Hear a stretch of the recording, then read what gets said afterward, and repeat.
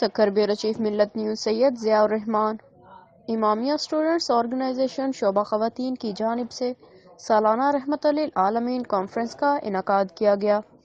Conference میں حجت الاسلام علامہ امین شہیدی شاد، مولانا وزیر علی وزیری، مان رضا خواہر، گل زہرا خواہر، انم رضوی،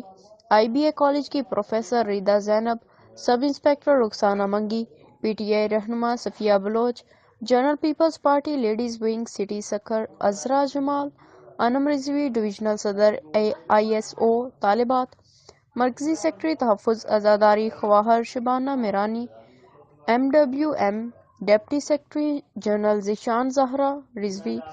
MWM ضلع سکھر اور دیگر سکھر سمیت دیگر اضلاع سے خواتین اور سیاسی سماجی ورکرز، خواتین اساتذہ طلباء نے شرکت کی۔